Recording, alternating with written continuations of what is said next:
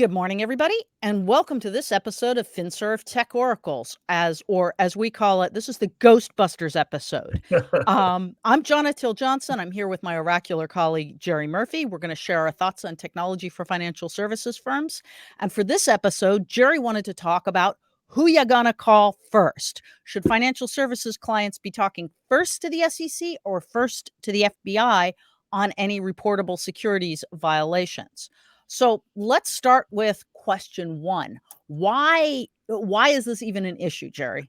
Well, it's an issue because two things. One is the SEC is getting much more aggressive on cracking down on violations, combined with the FBI is actually starting to, not just find people, but even jail people who are not reporting both not reporting violations, but also participating like in a ransomware attack. If you're actually paying a nation state or a criminal, that's actually a felony. So you could actually, in thinking you're doing the right thing, could put yourself in some serious hot water. So just because of the growing frequency of these attacks, combined with the increased scrutiny, means companies really need to take a serious look at any incidents that are happening and making sure they are actually reporting them. So it's becoming, as opposed to do I have to report, it's increasingly becoming,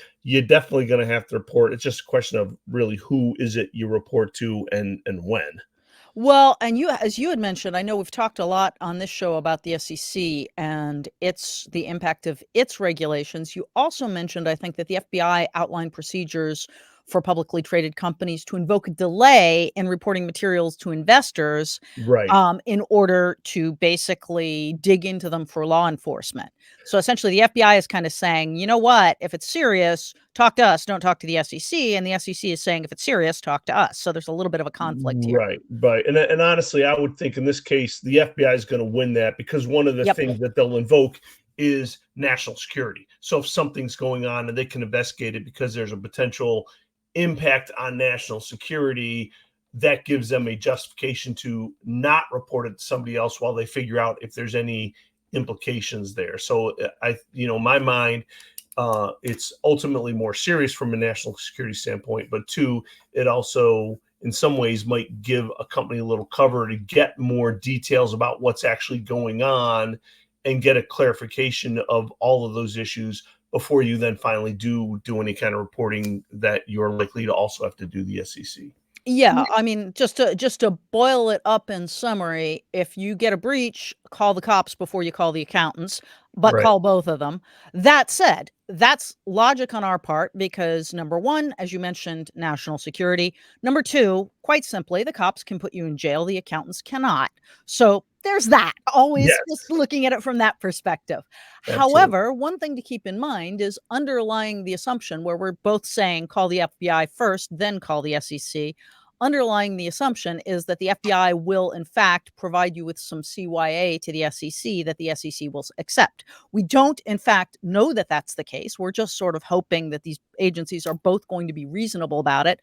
Because if you're Right. saying, hey, I called the FBI, they told us to invoke the regulation that says we get some extra time before calling you guys. We don't know whether the SEC is going to come back with, oh yeah, that's fine, or whether they're going to come back with, sorry, we told you to call us, and what's between you and the FBI is between you and the FBI, but you are now in violation.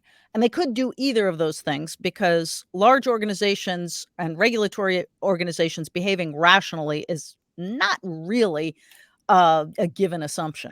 Well, that's the one thing I was going to say before you was, you mentioned earlier about the all people being rational. Well, unfortunately, being rational or being team players with you are not usually part of the equation for these people. And I would actually fall back to one of the very first things that you said, which is that kind of going to jail trumps the financial or reputational risk issues. So at the end of the day, regardless of whether somebody's rational or not, I mean, that would be one of my primary considerations: is what's going to get me in jail, what's going to get me into personal trouble versus the company being in trouble. And I probably use those questions to dictate in which order I proceeded.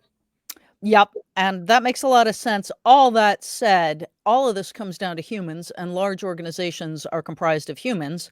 And one of the key things that kind of leaps out from this discussion is you really ought to be notifying both, unless the Right. FBI explicitly tells you not to notify the SEC, in which case, please get it in writing. Yeah. However, a lot of how the outcome plays out will depend on your relationship with these humans.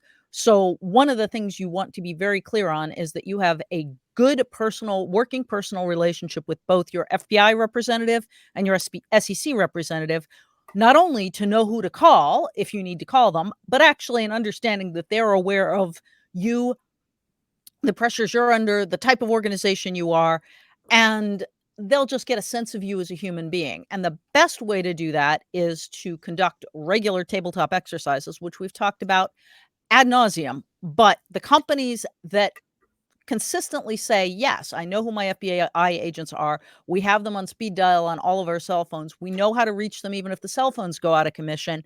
And yes, we know who the SEC is and we know how to reach them. Those folks are the ones that are conducting these regular tabletop exercises. Yeah, I think one of the most important takeaways of this whole thing that we're talking about is, you know, when in doubt, report. But even before you report, have a relationship. Communication with these people is essential.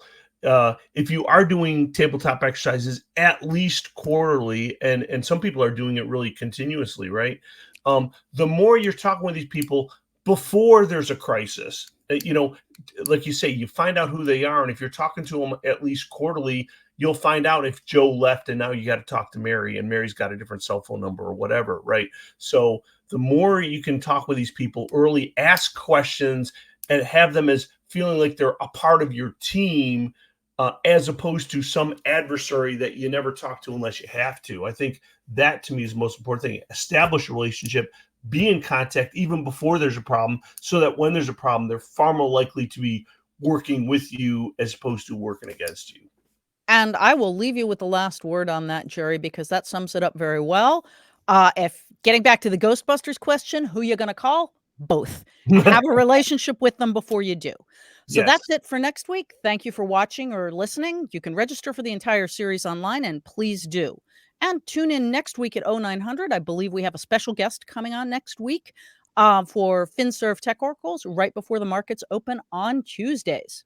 that is correct. See you All right. later. Be safe.